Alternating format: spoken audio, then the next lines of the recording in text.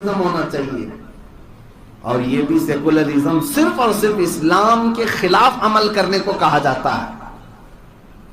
برقعے پر پابندی لگا دو, حجاب پہن کر کے کوئی لڑکیاں نہ آئیں.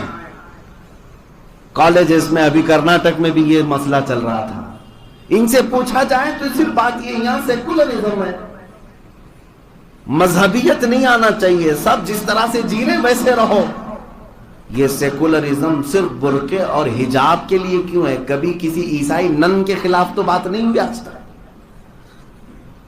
عیسائی عورتیں بھی پورے حجاب میں رہتی ہیں, نہیں دیکھا ان کی عورتوں کو؟ وہ صرف چہرہ کھلا رکھ کر باقی پورا پہنتی ہیں. آج تک دنیا میں ان عورتوں کے خلاف نہ کسی گورنمنٹ نے کوئی رول پاس کیا, نہ کسی مال نے پابندی لگائی, نہ کسی کالج یا یونیورسٹی نے یہ کہا کہ آپ نن ہیں تو یہ پہن کے نہیں آ سکتی. یہ سیکولرزم بھی صرف اور صرف مسلمانوں کے خلاف استعمال کیا جاتا ہے. جاب دینے کے لیے داڑھی چھلا کر کے آؤ, آپ داڑھی منڈا کر کے آؤ. مجھے یہ سمجھ میں نہیں آتا مسلمان کی داڑھی میں کیا کانٹے لگے رہتے ہیں جو ان کو بہت چبھتے ہیں؟ ہاں سیکولرزم ہے, ہمارے ہاں سیکولرزم ہے, آپ داڑھی نکال کر کے آؤ, جیسے سارے لوگ ہیں ویسے ہیں.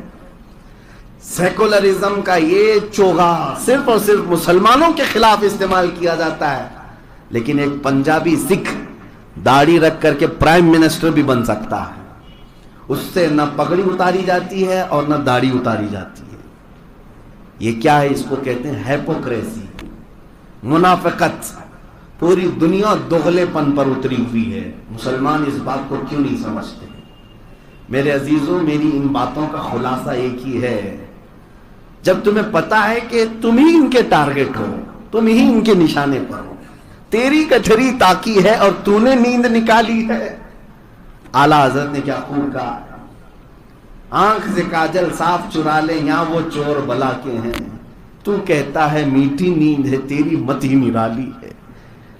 اعلیٰ حضرت نے یہ جگایا تھا مومنین کو, اور ساری دنیا تیری گٹھری تاکی صرف اور صرف تمہاری دشمنی پر ہے. اور دشمنی کس بات کی ہے؟ تمہارے جائیداد کی نہیں. یہ بڑے پیسے والوں سے تھوڑی نا ان کی دشمنی, ان کے سینوں میں جو موجود ایمان ہے اس کی دشمنی.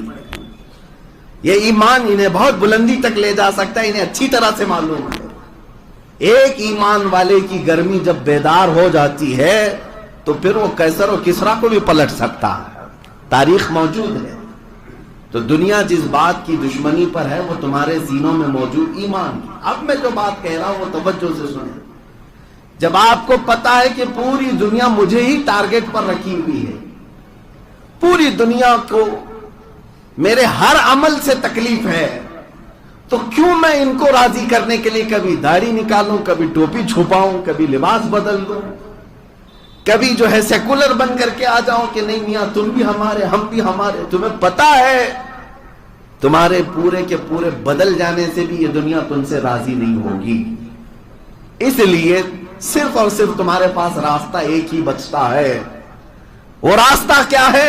انہیں جانا انہیں مانا, نہ رکھا غیر سے کام. للہ الحمد میں دنیا سے مسلمان گیا, آج لے ان کی پناہ, آج مدد مانگ ان سے, کل نہ مانیں گے قیامت میں اگر مان گیا.